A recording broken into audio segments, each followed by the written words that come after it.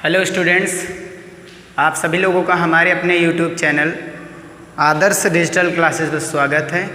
आज की क्लास में हम सब लोग क्लास 12th की फिजिक्स में नया चैप्टर विद्युत धारा का चुंबकीय प्रभाव, जो कि गतिमान आवेश तथा चुंबकत्व का एक भाग है, यानी एक उसका पार्ट है, पहला पार्ट है।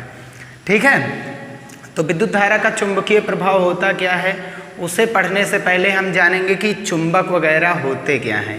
ठीक है, फिर इसके बाद हम आर्स्टेड के प्रयोग में समझ लेंगे कि विद्युत धारा का चुंबकीय प्रभाव क्या होता है। तो सबसे पहले हम जानेंगे चुंबक। चुंबक को हम सब लोग बहुत पहले से ही पढ़ रहे हैं। ठीक है, तो चुंबक की खोज जो है, मतलब मानव द्वारा बनाया गया, उसकी खोज जो है विलियम गिलबर्ट ने की थी।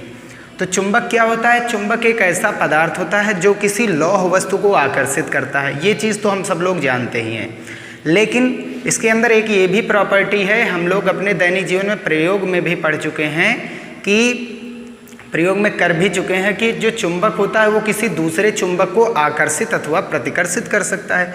तो एक ऐसा पदार्थ होता है जो किसी भी दूसरे चुंबक को आकर्षित अथवा प्रतिकर्षित करने की प्रवृत्ति रखता है, यानी इसके अंदर गुणधर्म पाया जाता है। इसी को कहते हैं चुंबक।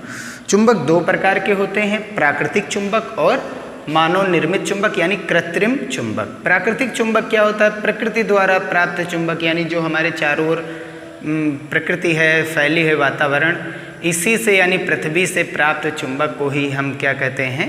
प्राकृतिक चुंबक कहते हैं। ठीक है, तो प्राकृतिक चुंबक का सबसे बड़ा स्रोत है हमारी पृथ्वी, क्योंकि हमारी पृथ्वी भी एक ऐसा धातु, ऐसा एक ग्रह है जो एक चुंबक की भांति व्यवहार करता है। जब भी कोई वस्तु देखो हम स्वतंत्रता पूर्वक छोड़ते हैं तो वो नीचे की ओर गिरती है। अगर हम किसी एक लोहे को पृथ्वी में गाड़ करके रख दें, यानी कि पृथ्वी के में गाड़ देंगे, तो कुछ समय बाद वो जो है एक चुंबक की भांति व्यवहार करेगा। वो लोहा एक चुंबक की भांति व्यवहार करेगा। तो यहाँ पर हम लिखे हैं जो प्रकृति से प्राप्त अयस्क होते हैं। ठीक है, जो हम पृथ्वी से खनिज को निकालते हैं, उसकी अशुद्धियों को दूर करते हैं, तो वो अयस्क बनता है। तो जैसे अयस्क में आया एक मैग्नेटाइट, जो कि लोहे का ही एक अयस्क होता है, उसी से बनता है ये प्राकृतिक चुंबक। ठीक है, तो प्रकृति से प्राप्त अयस्क से जो चुंबक का निर्माण किया जाता है वो प्राकृतिक चुंबक हमारा नेचुरल मैग्नेट होता है। ठीक है, हमारी पृथ्वी एक प्राकृतिक चुंबक है। अब प्राकृतिक चुंबक में हम समझ सकते हैं कि ये एक ऐसा चुंबक होता है जो आकार और आकृति उसकी है ही नहीं, कोई मतलब निश्चित नहीं होती है। वो आकार टेढ़ा मेढ़ा भी होता है। ठीक है, तो उसे सीधा मतलब संतुलित बनाया भी जाता है लैब वगैरह में, जब निकाला जाता है पृथ्वी से खनिज वगैरह को। ठीक है, तो इसका आकार नियमित तथा अनिश्चित होता है। और एक खास बात, इसका जो चुंबकन होता है वो बहुत कम होता है। चुंबकन मतलब वो चीज़ों को बहुत कम आकर्षित करता है। प्रकृति चुंबक जो है बहुत कम, जो है चुंबकनशीलता इसकी बहुत कम रहती है कृत्रिम चुंबक की अपेक्षा। ठीक है, तो कृत्रिम चुंबक क्योंकि वो लैब में बनाया जाता है तो वो पावरफुल तो होगा ही होगा, वो शक्तिशाली होगा ही होगा। तो इसका चुंबकन बहुत कम होता है, अर्थात यह कम शक्तिशाली होता है। चलिए आगे हम देखते हैं जो दूसरा इसका भाग है, कृत्रिम चुंबक। तो कृत्रिम चुंबक क्या होता है? कृत्रिम चुंबक यानी मानव निर्मित चुंबक। तो मानव द्वारा निर्मित चुंबक या मानव द्वारा बनाए गए चुंबक कृत्रिम चुंबक कहलाते हैं। किस में बनाए जाते हैं? प्रयोगशाला यानी लैब वगैरह में बनाए जाते हैं।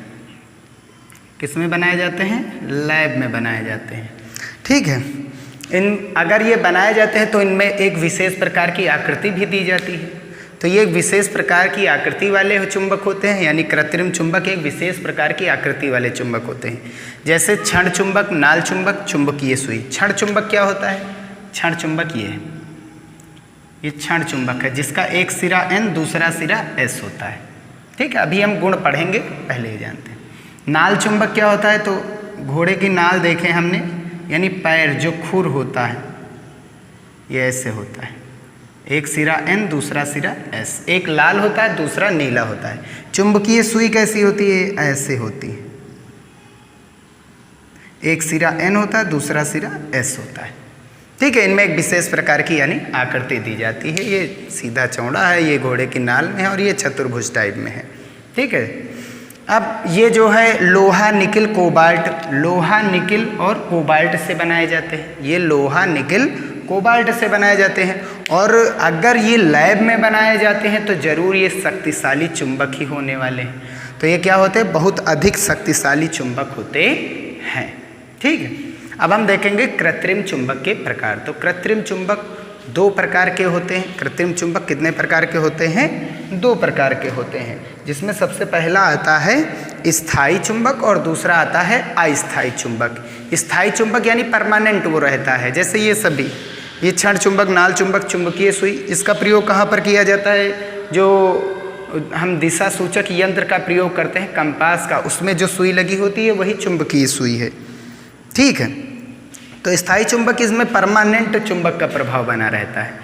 अस्थायी चुंबक में आता है जैसे विद्युत चुंबक हुआ, जल चुंबक हुआ। विद्युत चुंबक क्या होता है, जैसे कोई परिनालिका में हम विद्युत धारा प्रवाहित करते हैं तो एक विद्युत चुंबक की भांति व्यवहार करता है। कैसे का होता है वो हम आगे जा कर के पढ़ेंगे भी। और साथ ही साथ जो जल चुंबक होता है, जब हम किसी एक बर्तन लेंगे उसमें जल भर देंगे, उसको यदि हम चुंबक पर रख देंगे तो करीब कुछ समय बाद, बस थोड़े से ही समय, कुछ ही घंटों में वो एक चुंबक की भांति यानी जल चुंबक बन जाता है। ठीक है,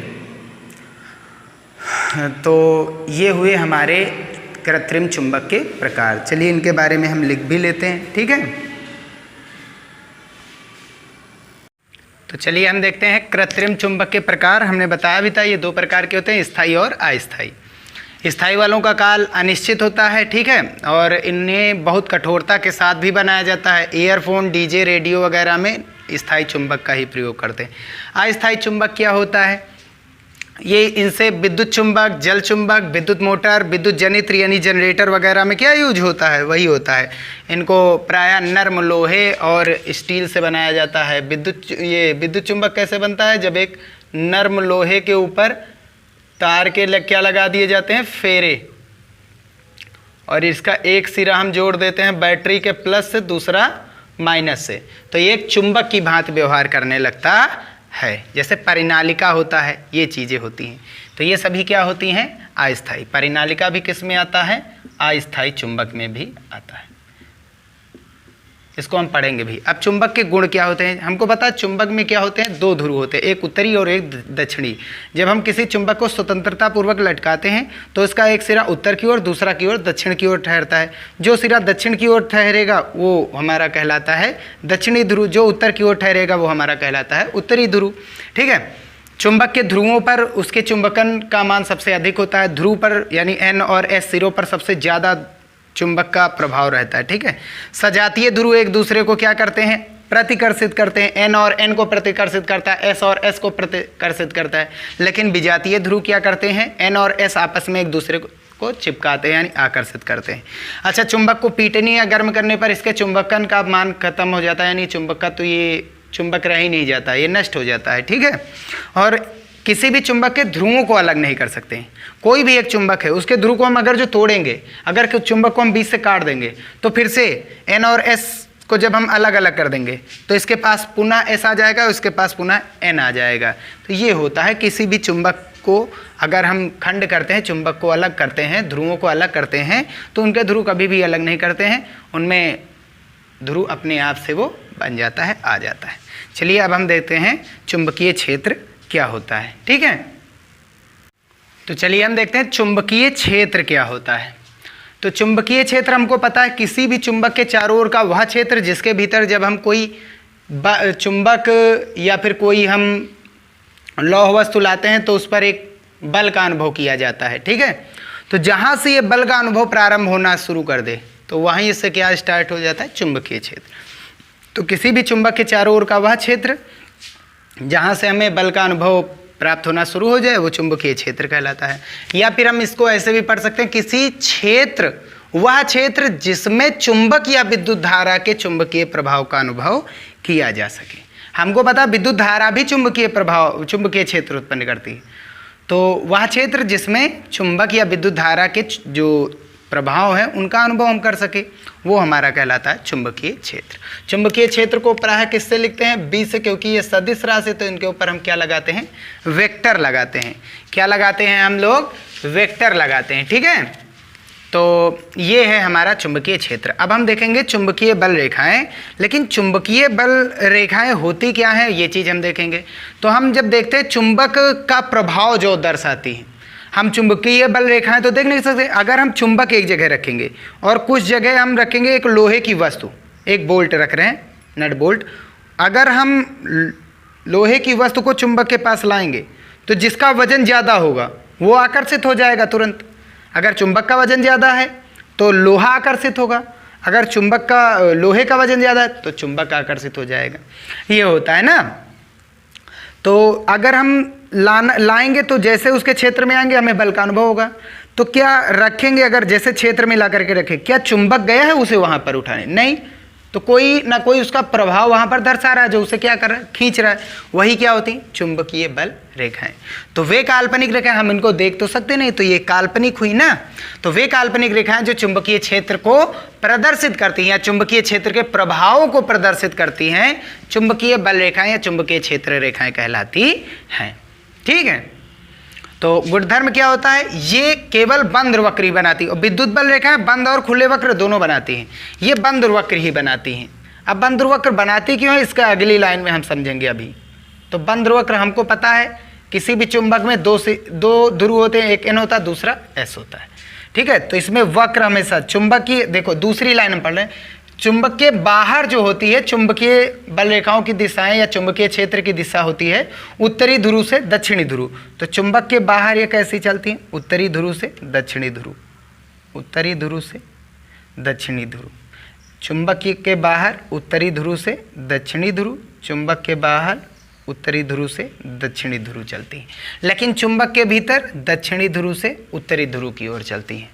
तो चुंबकीय बल रेखाएं ये बंद वक्र ही बनाती, ऐसे घूमती रहती घूमती रहती घूमती रहती। बाहर N से S, अंदर S से N, N से S, S से N, N से S, S से N।